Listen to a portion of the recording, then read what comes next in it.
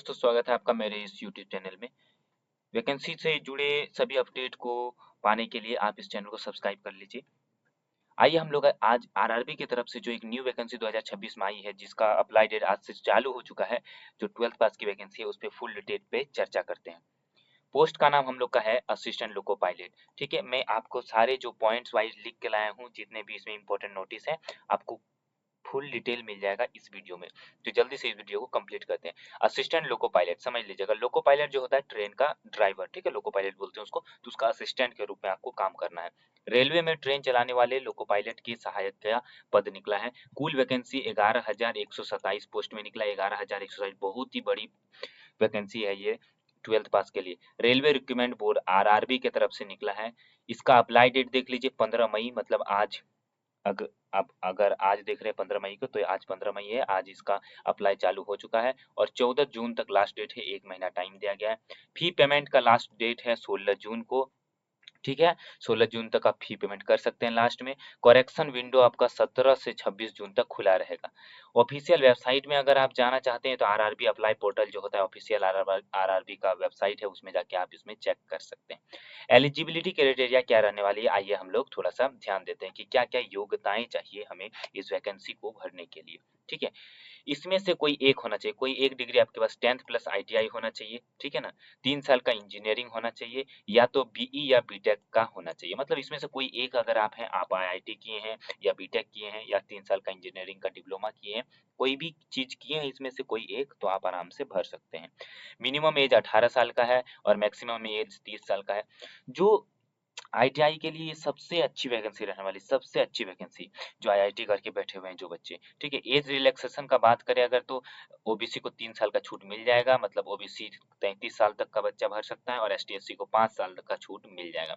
Application fee का बात करें अगर, तो पता ही आपको, रेलवे 500 रुपये लेता है जनरल और ओबीसी के लिए, और एसटीएससी के लिए 250 रुपये लेता है रेलवे। इसमें से वो फिर अगर आप एग्जाम में बैठते हो तो 400 रुपये वापस भी कर देता है। ठीक है ना। सैलरी का जो बेसिक पे है, सैलरी पे बात कर लेते हैं। अच्छी खासी सैलरी रहेगी, 19,000 बेसिक पे है, लेकिन इन हैंड जो सैलरी आएगी वो 26,000 से 35,000 आएगी। इसमें DA, HRA, night duty allowance सब अलग से मिलता है आपको।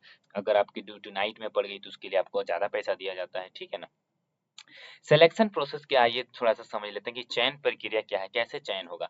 सीबीटी 1 पहला एग्जाम होगा, सीबीटी 2 दूसरा एग्जाम होगा। सीबीटी मतलब होता है कंप्यूटर बेस्ड टेस्ट।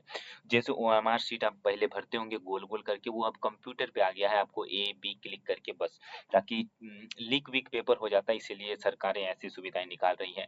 रेलवे की तैयारी जो करते हैं उन्हें पता ही है। ठीक है ना। उसके बाद एक सीबीएटी साइको टेस्ट, ठीक है, या फिर इसी को बोलते हैं एप्टीट्यूड टेस्ट, ये देना है आपको। छोटा सा टेस्ट होता है, जिसमें कि अगर आप सीबीटी 1 मैन समझ लीजिए, सीबीटी 1 और सीबीटी 2 अगर आप ये निकाल लेते हैं तो फिर ये टेस्ट तो सिंपल ही है, और उसका डॉक्यूमेंट वेरिफिकेशन करा दीजिए, अपना कागज पत्र दिखा दीजिए और नौकरी ले लीजिए।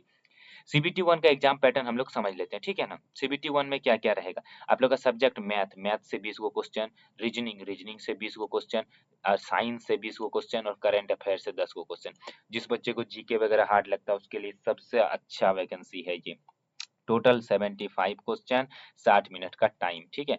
सीबीटी 2 का हम लोग समझ लेते हैं। सीबीटी 2 में भी वही है, मैथ है, रीजनिंग है, ठीक है, और जनरल साइंस है, करंट अफेयर है, और इसमें क्या ऐड किया गया है, आप जिस स्ट्रीम से आईटीआई किए होंगे, ठीक है ना, वेल्डिंग से, मैकेनिज्म से, जिससे भी किए हैं आप, ठीक है, उससे आपका उसका क्वेश्चन रहेगा।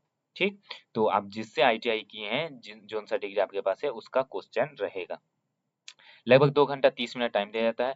अब सीबीएटी क्या होता है, देखिए सीबीएटी अगर आप सीबीटी 1 और सीबीटी 2 पास कर जाते हैं, तो उसके बाद आपका सीबीएटी टेस्ट होता है, साइको टेस्ट। इसमें क्या होता है, आपका रिएक्शन स्पीड चेक किया जाता है, signal understanding, signal, red light, green light आपको पता है कि नहीं, नॉर्मली चीज है ये सब। ठीक है, और ये सब देख के आपको उसके बाद चेक कर लिया जाता है। उसके बाद इसमें नेगेटिव मार्किंग वगैरह नहीं होता, ये बस आपका छोटा सा टेस्ट होता है, जिसमें कि आराम से आप पास कर लेंगे। और मेडिकल में आई आपका बस चेक किया जाता है कि आई अच्छा हो, आंख अच्छा हो, ठीक ठाक आप देख सकते हैं, बस वही हो गया। जॉब में काम क्या करना है, लोको पायलट की मदद करनी है, सहायक है। ठीक है, इंजन चेक वगैरह करते रहना है। लोको पायलट जो जो बोलेगा आपको उसका ड्यूटी निभाना है। मस्त दोनों को ट्रेन में रहना है, जाना है, आना है, 8 घंटा 10 घंटा का ड्यूटी रहता है, हो गया काम खत्म। ठीक है, डे प्लस नाइट दोनों, कभी कभी नाइट ड्यूटी भी मिल जाएगा, नाइट ड्यूटी में एक्स्ट्रा पैसा भी मिलता है आपको। ठीक है, आपको तो CBT 1 में 10th लेवल का क्वेश्चन आएगा और CBT 2 में ITI और डिप्लोमा लेवल का 10th लेवल का रहेगा, प्लस आप जो ITI किए हैं उसका क्वेश्चन रहेगा। तो इतना जानकारी था हम लोग का जो ये पद आया है आरआरबी की तरफ से, कितने बच्चे इसको भर रहे हैं, और कोई भी अगर डाउट है तैयारी कैसे करें, कहाँ से भरें, तो आप मुझे कमेंट कीजिए, मैं इस पे डिटेल चर्चा करूँगा। ठीक है? तब तक के लिए ओके, बाय।